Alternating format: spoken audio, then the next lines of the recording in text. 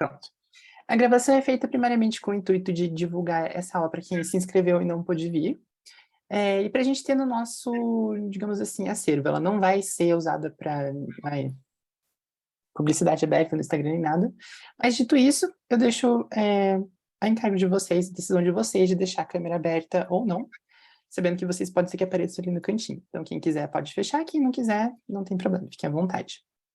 O microfone eu peço que deixem fechados enquanto a Ana, a professora, estiver falando, e lá no final a gente vai abrir daí para perguntas para todo mundo. Daí no final a gente abre o espacinho, fiquem à vontade para conversar, para abrir tudo, a câmera, abrir o microfone, vai de vocês. Nesse meio tempo, quem tiver dúvidas a respeito de alguma coisa que seja falado aqui em aula, pode mandar no chat, que enquanto a Ana estiver explicando, eu vou estar acompanhando aqui, e eu repasso lá no final para ela depois, não tem problema. E acho que é isso. Acho que não tem mais nenhum aviso. Ana, fique à vontade. Vamos começar. Então, ali, como já deu para ver ali embaixo, meu nome é Ana, e com o Tomás falando. Então, eu sou professora de mandarim, né, do Centro-Ásia. Eu dou aula desde 2021, mas eu sou aluna do Centro-Ásia desde 2015. E contando um pouco da minha história com mandarim para vocês, né? Primeiro, antes disso, temos o nosso primeiro cumprimento, que é o Dadia Hao. Dadia Hao. Então, Dadia significa todo mundo. E Hao significa bom, bem. Então, é como se você estivesse desejando bem para todo mundo, né? Então, eu cumprimento vocês com Dadia Hao, né? Olá para todos que estão aqui nessa aula aberta. Opa.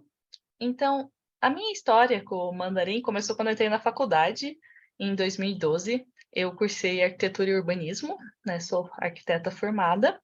E eu entrei na faculdade e falei, nossa, quero aprender uma nova língua. Já sabia inglês, já tinha tentado o espanhol no ensino médio, sem muito sucesso, não me dei bem com o espanhol.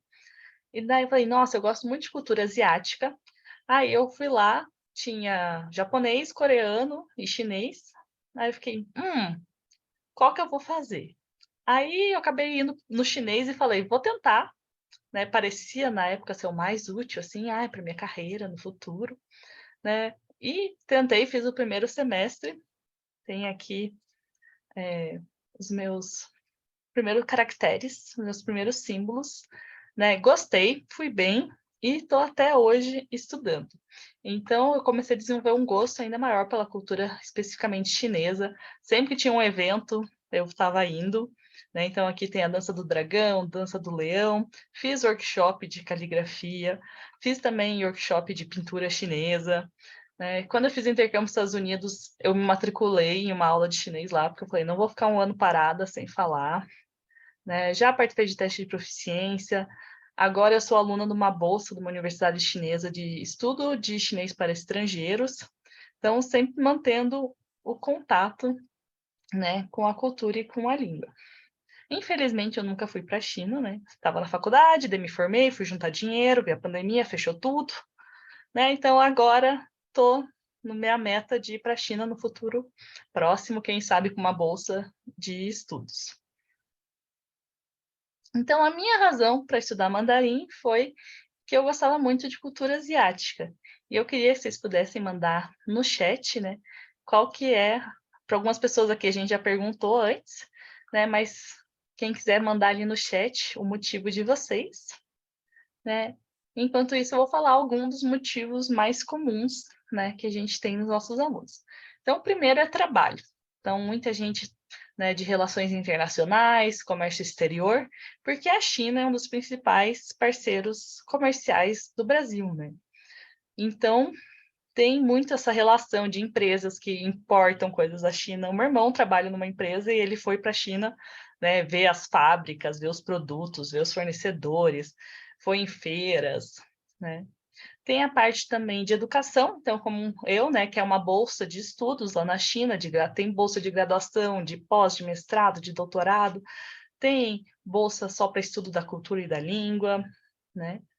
Como eu mencionei, o meu é cultura, já vi aqui que o Gerson também é interessado na cultura, E também está cada vez maior, né? Se a gente for ver o Netflix, agora a quantidade de séries asiáticas, né, que estão colocando, uma coisa que não tinha antigamente, também música, né, chinesa, coreana, japonesa, está cada vez mais se inserindo, né, nos nossos meios.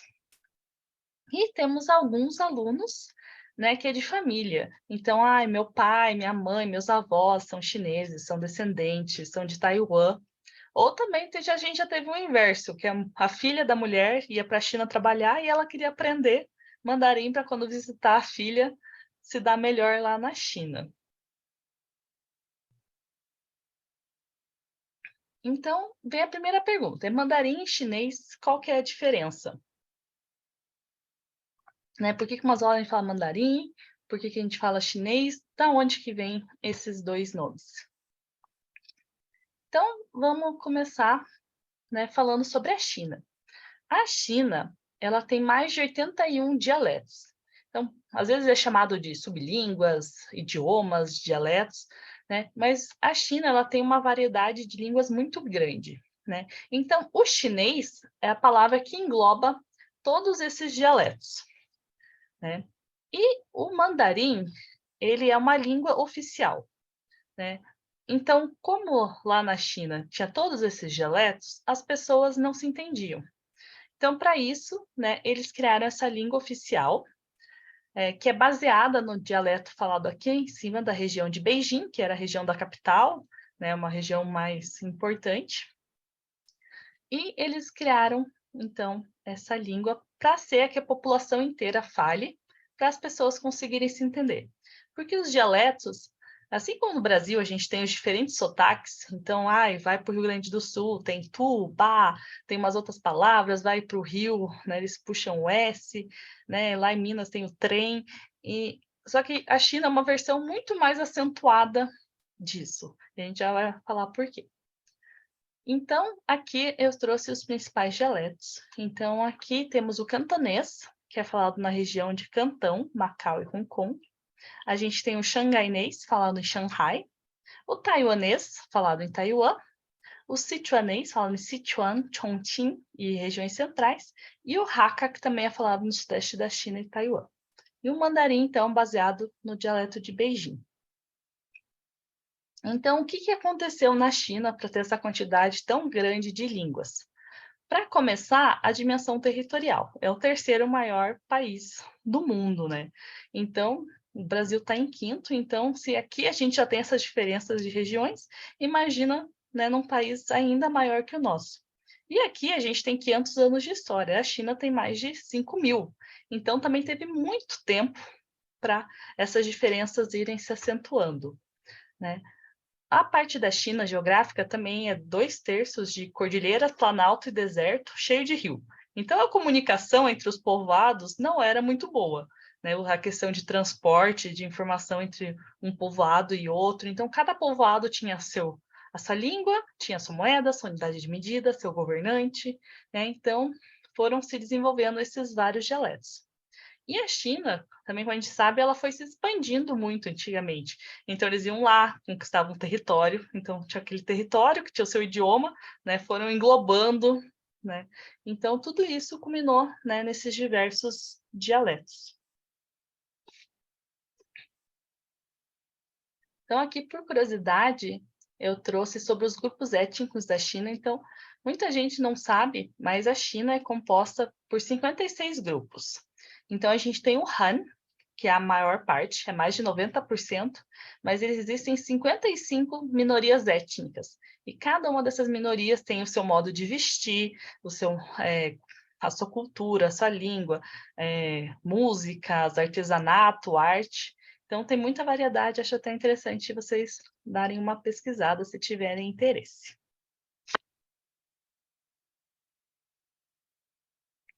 Né? Então, voltando aqui ao mandarim.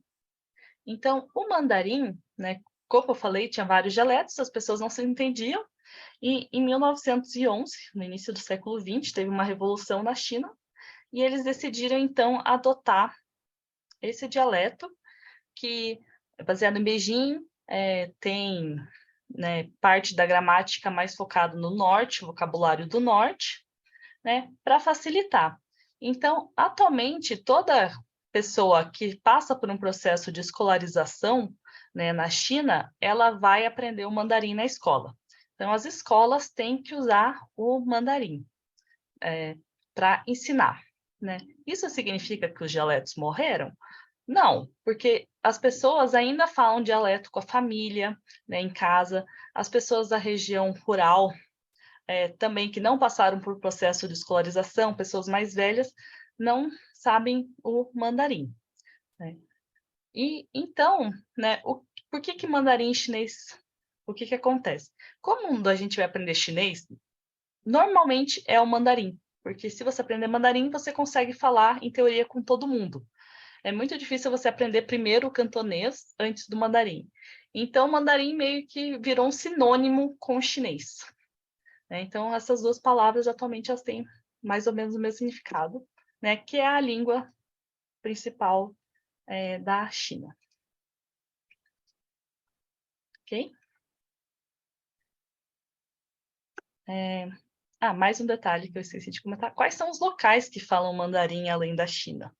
Então, a gente tem a China falando mandarim, a gente tem Taiwan, que já foi parte da China, né? Temos essa polêmica se faz parte da China ou não. A gente tem Hong Kong e Macau, que são partes da China, mas têm uma certa autonomia e independência. A gente tem Singapura, em que o mandarim é um dos idiomas oficiais. E tem a Malásia, que tem uma grande porcentagem, acho que mais de 20% da população de chineses e descendentes. Então, lá também é um idioma muito falado.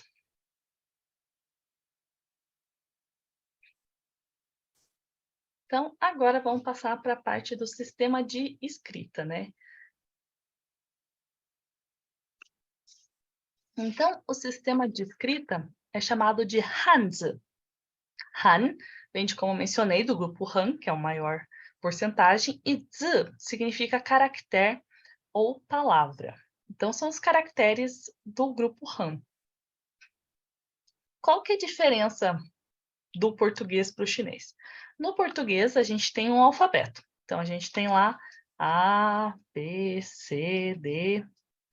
E cada letra não tem um significado, ela representa apenas um som.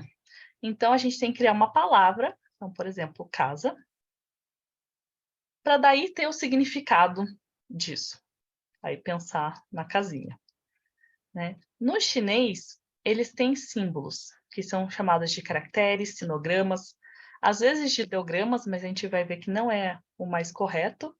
E a partir desse símbolo, né, aí eles já sabem o significado. Então, a gente não tem um alfabeto propriamente dito no chinês. Então, qual que é, podemos dizer, a vantagem, né, de símbolos? Quando a gente vê um símbolo, a gente já facilmente absorve o significado. Então, na nossa cultura, depois de tantas vezes ver coração, a gente já pensa em amor. A gente vê um cifrão, já pensa em dinheiro.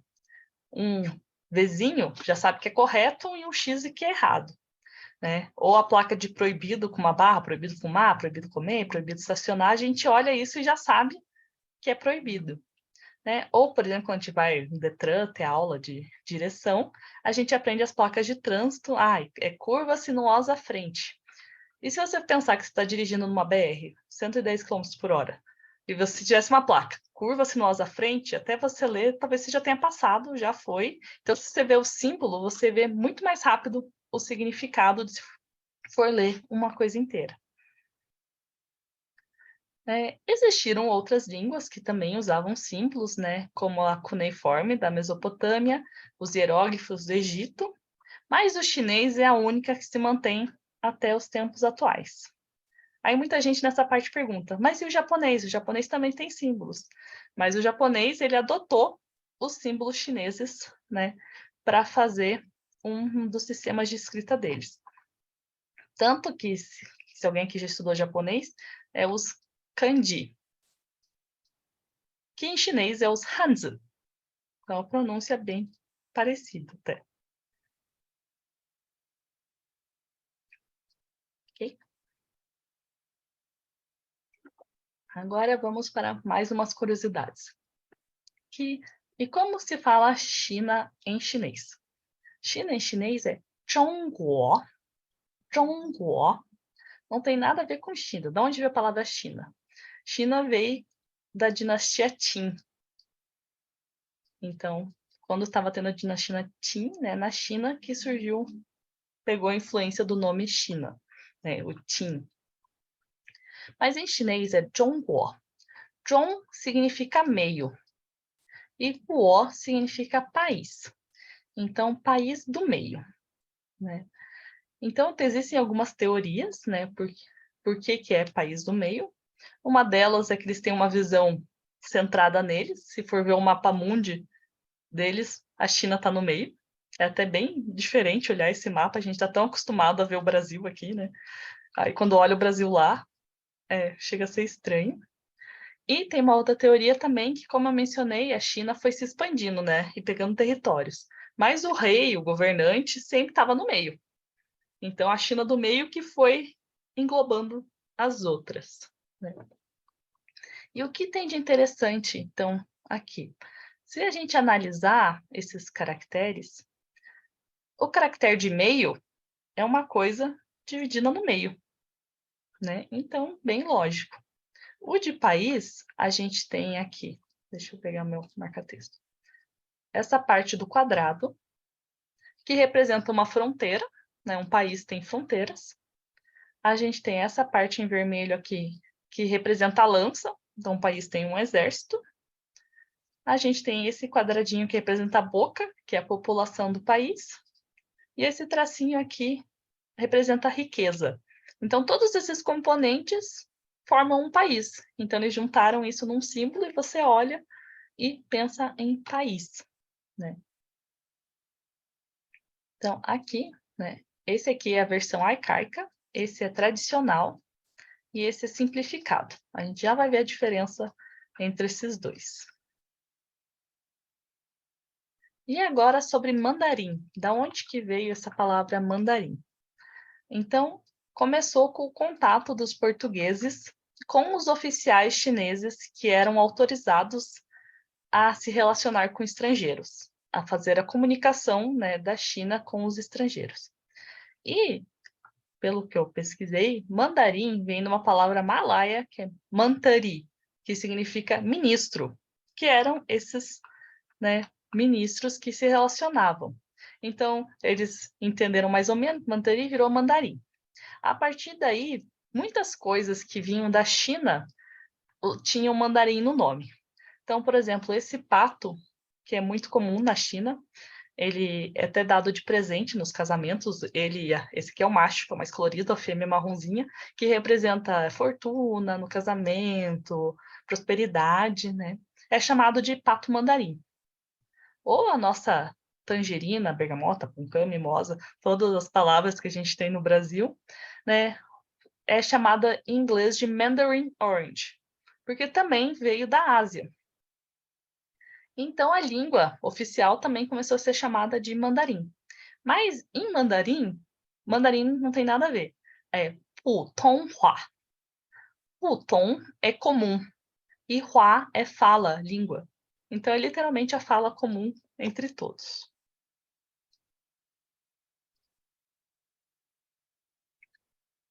Ok?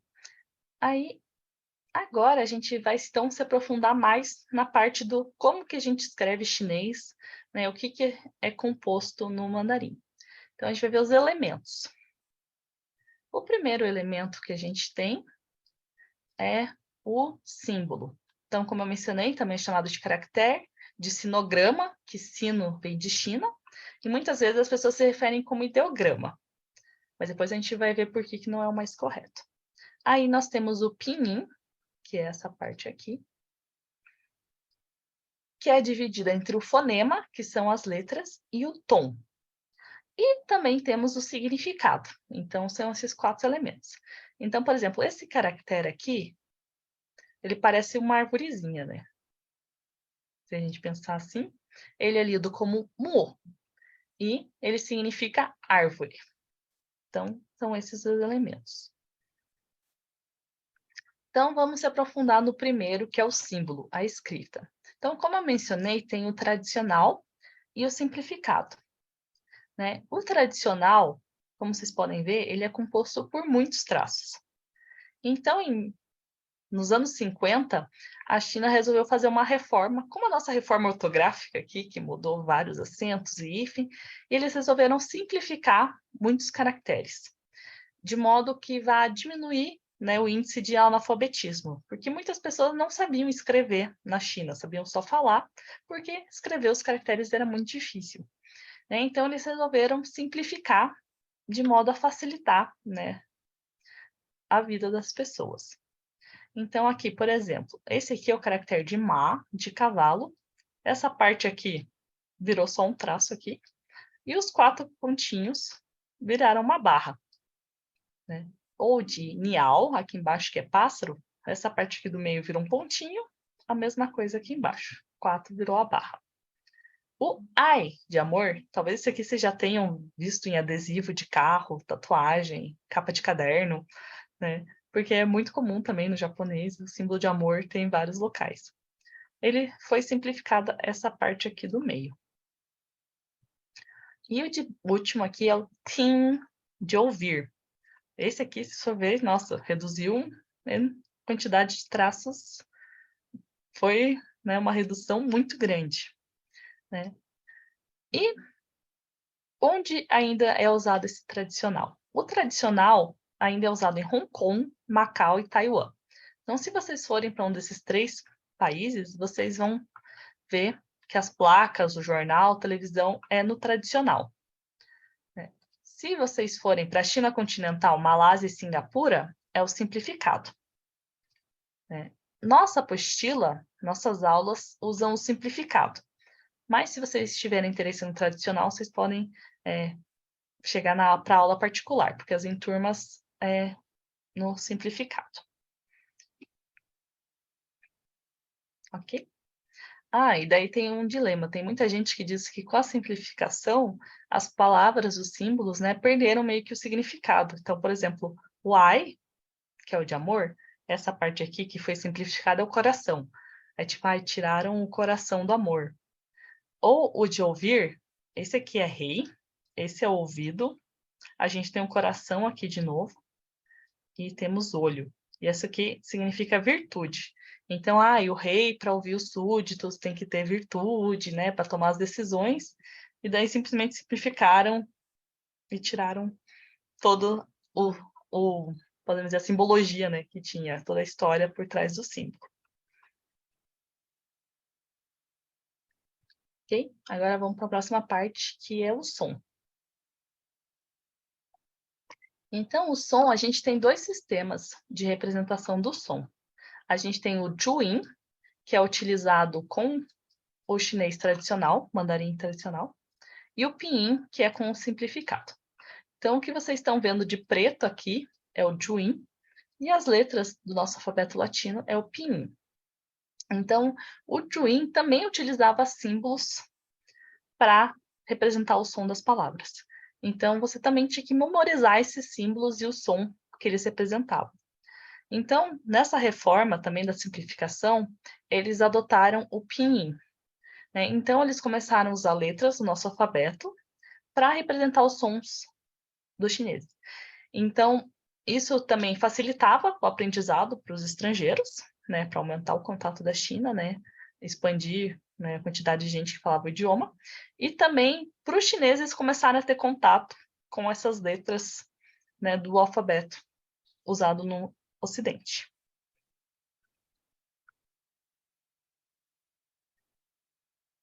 Então, também nas aulas a gente usa o pinyin, que é o que é associado ao mandarim simplificado.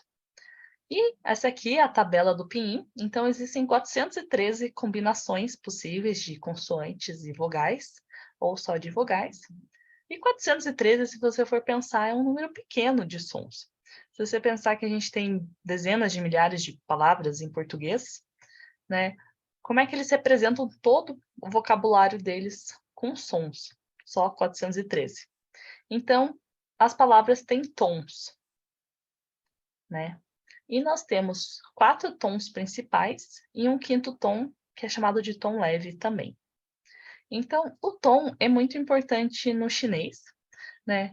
Se você mudar o tom, você vai estar mudando a palavra que você está falando.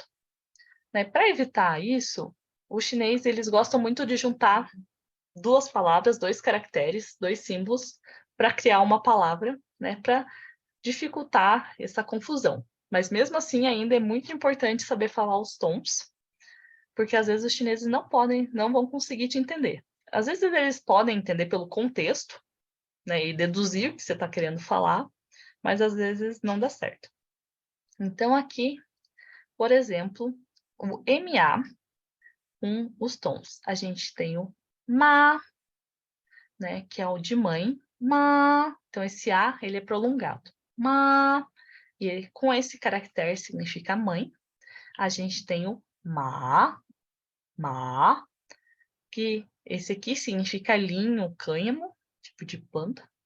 A gente tem o ma no terceiro tom, que é cavalo. A gente tem ma no quarto, que é xingar. E o ma no quinto tom, que é uma partícula interrogativa. Né? Então, eu falo que com isso aqui a gente consegue fazer uma frase, que seria ma. A mãe chegou o cavalo? Pergunta. Né? Mas em chinês, normalmente vai ter outras palavras no meio para ajudar a entender e diferenciar pelo contexto. Então, aqui eu trouxe de exemplo, né, que aqui, quando a gente está aprendendo o mandarim, esse, por exemplo, é um livro de criança, a gente vai ter os caracteres e o pinyin em cima com a pronúncia desses caracteres. Né? Mas esse pinyin é tipo rodinha de bicicleta. Quando você for ficando bom no negócio, você não vai ter mais pinyin em cima, você tem que saber de memória que esse caractere é tal pronúncia. Né? Então, por exemplo, aqui já não tem mais pinyin nenhum em cima. E aqui eu trouxe de exemplo também o do Juin, do tradicional, que aqui do lado a gente tem a pronúncia com os símbolos do Juin. E outra diferença do tradicional e do simplificado, o tradicional ele é escrito de cima para baixo, da esquerda para a direita. Né? Então, a gente vai lendo assim. E eles também mudaram isso com o simplificado, também para ficar mais parecido com o Ocidente. A gente vai ler que nem a gente lê aqui.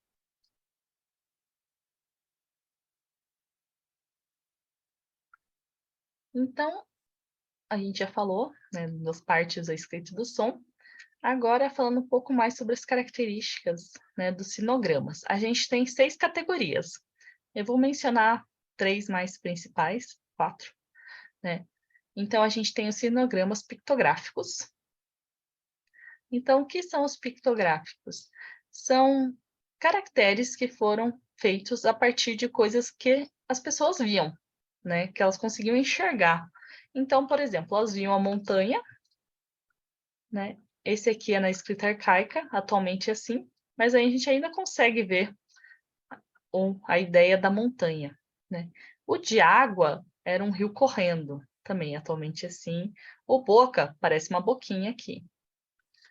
Uma faca também parecia uma faca. E também coisas um pouco mais complexas. Eles viam a carroça e desenhavam a carroça. Né? E esse aqui, que é o de rede. Então, se você ver aqui, parece uma rede mesmo, né, com a trama. Então, essa era a categoria mais fácil de imaginar. Então, aqui vamos ver se vocês conseguem deduzir. Então, o que que vocês acham que gerou esse caractere aqui? Então, primeiro ele começou com uma bola com um círculo, aí virou só bolinha, assim, os raios, virou um tracinho, e atualmente ele é mais geometrizado. O que que vocês acham que pode ter gerado essa ideia? Mandar no chat aí se vocês têm algum chute. Pode estar a primeira coisa que vocês veem na cabeça. Ó, a Larissa já acertou. É o Sol. Então, eles viam o Sol lá no céu, com os raiozinhos, e representaram isso. Então, Sol a gente lê R. O próximo. O que vocês acham que pode ser?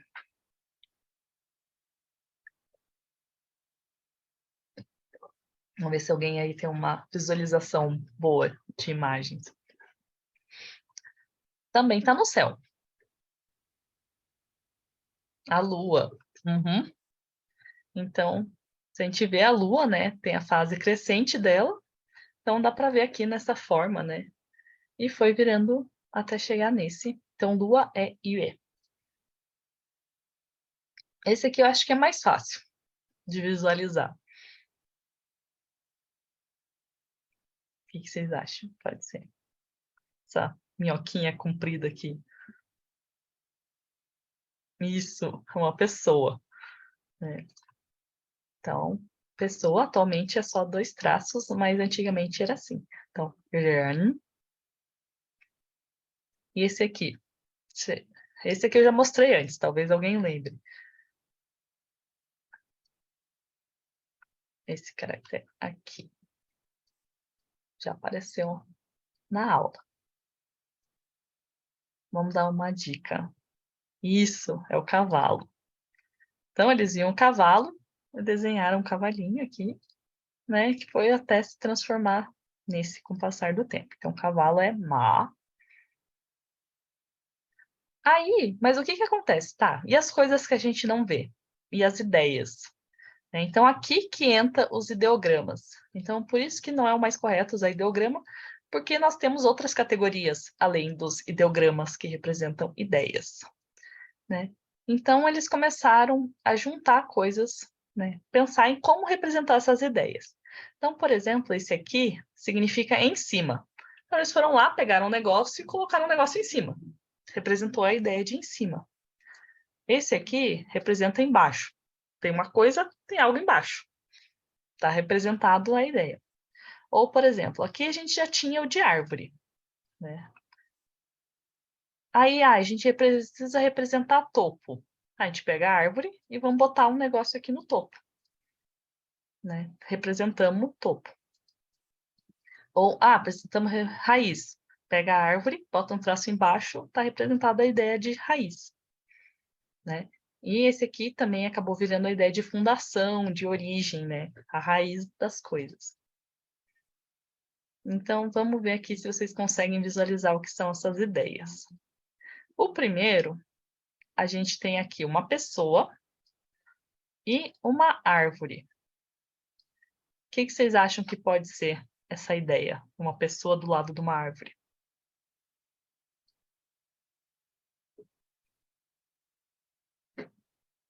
Lenhador é uma boa, mas não. Plantar também não. Aí o Gerson acertou, é o descanso. Então, a pessoa, quando ela vai descansar, ela vai embaixo de uma árvore. Então, esse caractere aqui é o caractere de descanso, de descansar.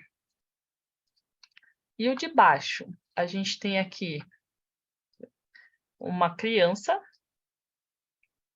E aqui a gente tem mãos com uma espécie de livro no meio. O que vocês acham que pode ser essa ideia?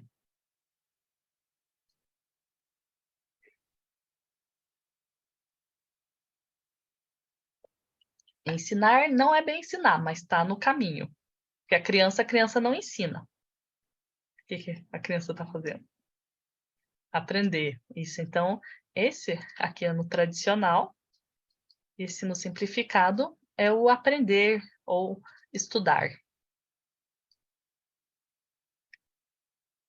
A próxima categoria que a gente tem é chamada dos pictofonéticos. Essa categoria representa atualmente, o simplificado, uns 80%, 90% dos caracteres. Então, a gente vai usar o exemplo lá de cima que a gente tinha dos ma. Mas o que mãe tem a ver com cavalo? Por que tinha cavalo e pronúncia parecida com cavalo? A mãe gosta de cavalos? Não. É um caractere pictofonético. O que isso significa? Que uma parte representa o significado e uma parte representa a fonética, o som. Então, eles já tinham criado o caractere de cavalo, né? E com o som ma.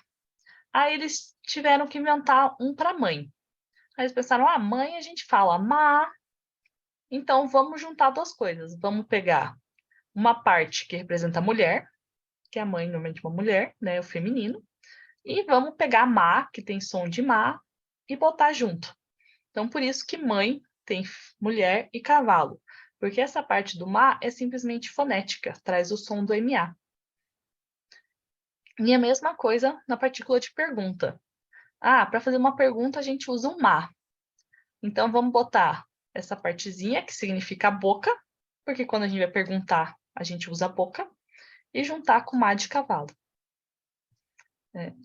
Então, apesar de não ter nada nos caracteres chineses que ajudem a você a deduzir qual é a pronúncia, né? Não é como o nosso alfabeto, que mesmo a gente não conhecendo a palavra, a gente sabe ler ela, né? Se eu ver M-U-L-H, eu sei ler mulher. No chinês, então, a gente não tem esse auxílio. Mas, às vezes, quando vocês forem ficar estudando bastante tempo a língua, vocês começam a pegar essas partes fonéticas e vocês podem dar chutes mais educados, de chutar o que você acha que é o som. Né? Se eu olhar aqui, tem cavalo, deve ser algo parecido com mar. Mas, no geral, não tem nada que ajude a saber o som sem conhecer a palavra antes. Existe mais uma categoria, que é derivações e empréstimos, mas eu não vou entrar a fundo, né? E esqueci de mencionar que na das ideias tem simples e compostos. Então, por isso que são 6. Então, pictográfico, ideográfico simples, ideográfico composto, pictofonético, empréstimos e derivações. Então, são 6 categorias. Né? E tá, a gente viu só um caractere ali. E como é que a gente forma outras palavras, né? Então, a gente vai juntar símbolos. Então, por exemplo, aqui a gente tem o de fogo e shan de montanha. O que vocês acham que é huoshan junto? Montanha e fogo. Aí a Alessandra já acertou, é vulcão. Né? Então, pegaram fogo, montanha, fizeram vulcão. Aqui a gente tem fei, que é voar, e máquina, que é ji. O que vocês acham que é fei, ji?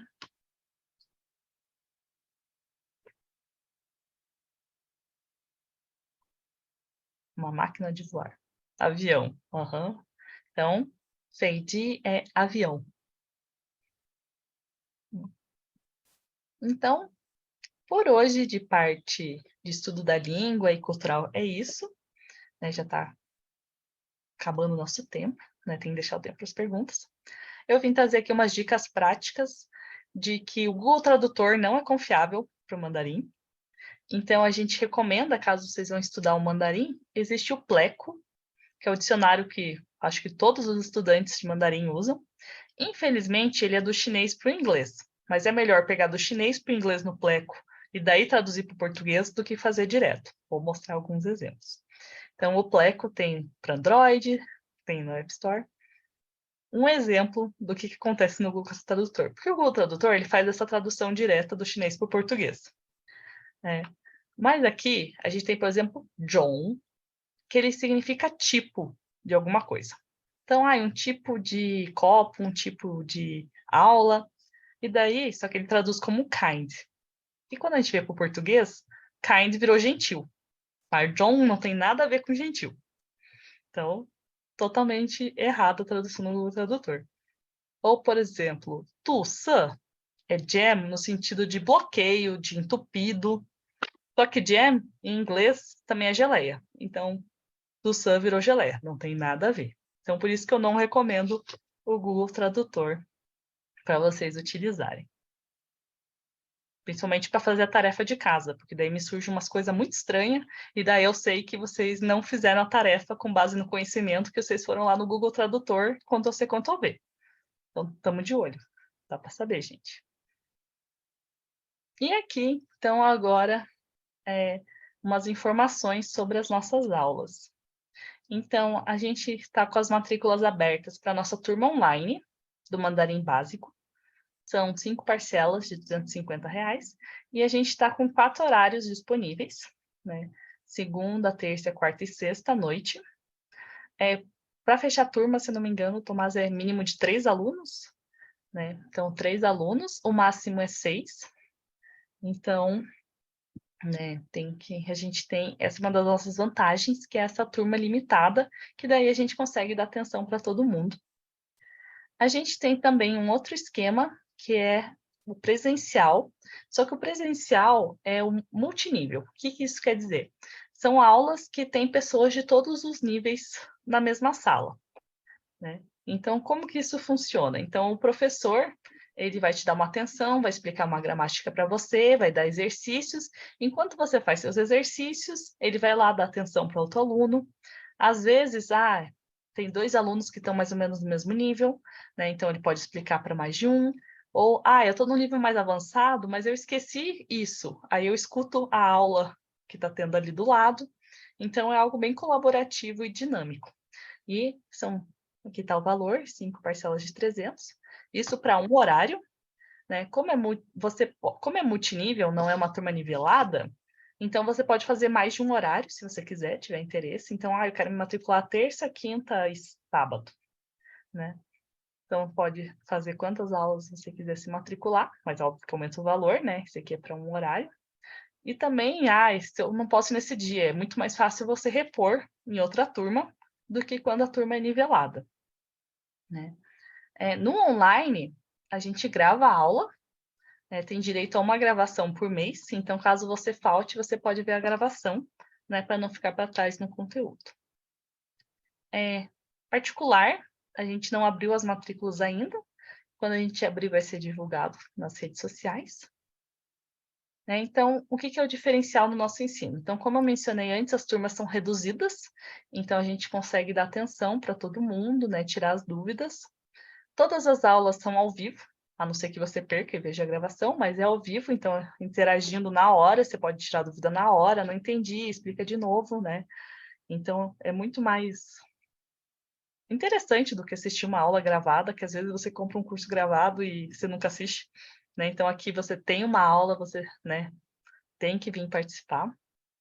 Nós temos o nosso e-book digital, né, o nosso livro digital, vou mostrar para vocês.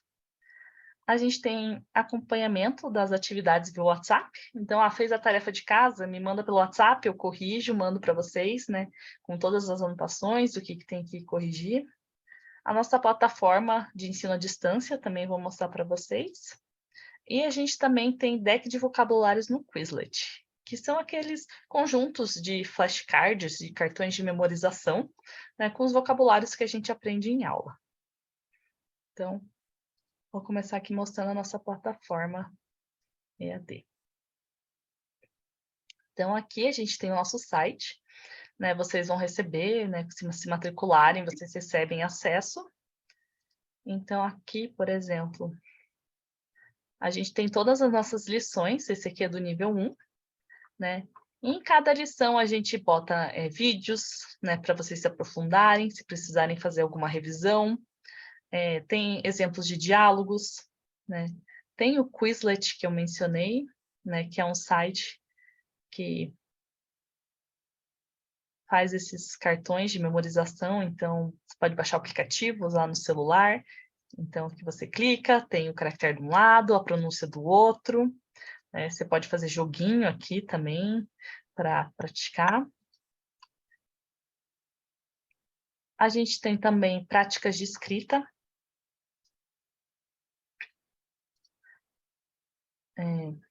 Tá carregando. Por que não abriu? Deixa eu dar. Aí. Então, aqui a gente tem práticas de escrita, né? Para vocês praticarem escrever os caracteres. E aqui a gente tem também o nosso material didático, né? O nosso e-book. Então, vamos abrir, por exemplo, alguns capítulos aqui. Então, tudo disponível online para vocês. Né? Esse é o capítulo 1, que é um resumo dessa introdução que eu dei hoje. Aqui no capítulo 3, então, a gente tem a parte da gramática, da explicação, aí temos a parte de vocabulário, com exemplos, diálogos, né, palavras complementares, e depois a gente tem exercícios, então esses aqui vocês mandam para mim, eu corrijo. Parte de escrever também, de formação de palavras.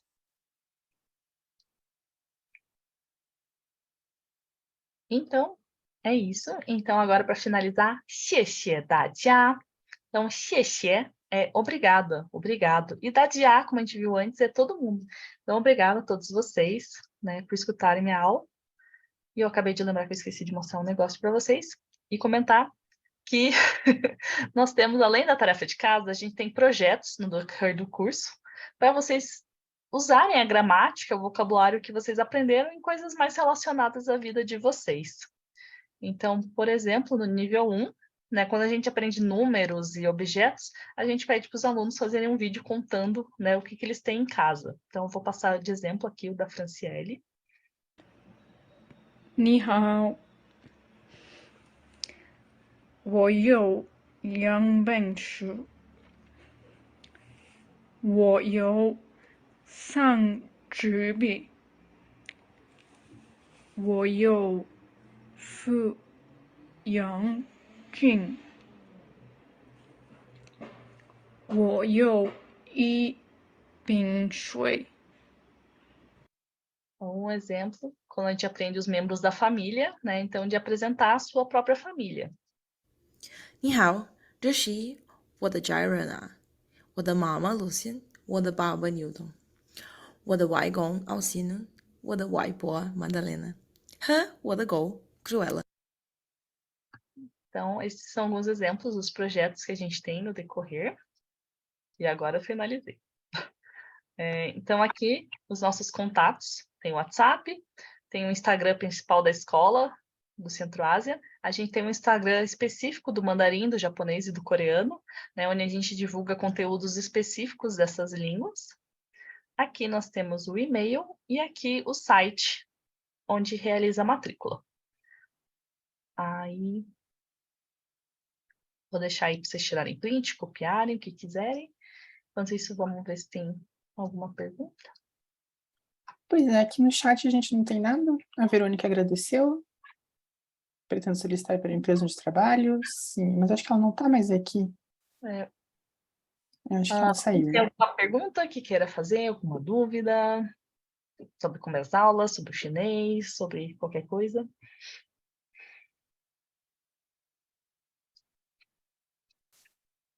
Não? Acho que ficou Não? super. Eu acho que, não sei, eu acho que você cobriu tudo também, aqui em termos, até a parte da escola, eu não vejo necessidade de complementar. É bem como a Ana comentou, a gente tem as turmas multinível, as turmas presenciais, online, tudo mais. Aulas particulares a gente vai abrir em breve, a gente só abre depois que a matrícula para o extensivo já foi concluída. Então, se alguém aqui quiser particular, vai ter que esperar um pouquinho mais. Mas fora isso, já está com tudo funcionando normalmente. E, bom, acho que eu vou encerrar por aqui então, né, Ana? Vamos encerrar aqui. Muito obrigada a todos que vieram. Ah, você falou de você, né? Não falei, né? Então, aqui, caso vocês queiram começar a ouvir mais músicas em mandarim, a gente tem uma playlist do Spotify. Temos atualmente 257 músicas, eu estou sempre adicionando. Não são todas músicas em mandarim, mas são de artistas de países que falam chinês. Porque tem artistas que gravam, né, músicas em inglês ou fazem alguma colaboração, mas sempre vai ter um artista de um país, né, sinófono. Então, caso queiram dar uma curtida lá, posso mandar o link no chat. Ou vocês pesquisam lá no Spotify, né, caso queiram entrar em contato mais com o mandarim, né. E é isso. Então, Mas então é isso. Mais alguma recomendação? Porque volte vem um, vem outro. ainda Não? não, recomendação. Tá bom, então. A Melina mandou... Oh, meu Deus, como é que é? Puti. Isso. Desculpe, em chinês. Com chuva Curitiba não, ainda estou sem áudio porque não sei, são as leis da leitura labial. Espero que a aula gravada veio. Putz. Manda uma mensagem pra gente, Melina, lá no e-mail ou no WhatsApp, no Instagram, pra gente garantir que você vai receber essa gravação. Porque, putz, perdeu uma boa parte da aula. Mas fale com a gente e dá um jeito sim, tá? Eu falei que pra atrapalhar as pessoas. Eu adoro a câmera possuída do Gerson. Umas horas eu vejo a minha cara, eu vejo da Ana. Ela sobe, ela volta, mas tudo bem. Mas, gente, então é isso. Muito obrigado a todos que vieram. Quem tiver interesse em realmente ter aula com a gente, nos procure, entre em contato no Instagram, WhatsApp e tudo mais, que a gente dá um jeito. E se vierem fazer aula, nos vemos em breve. Se não, não. Tá bom, gente? Mas muito obrigado a todos. Eu vou encerrar a reunião e até mais. Como é que se fala mesmo? Zaijian? 再见。Ó, não tô tão mal assim. 谢谢 Então, 大家。 tchau, tchau.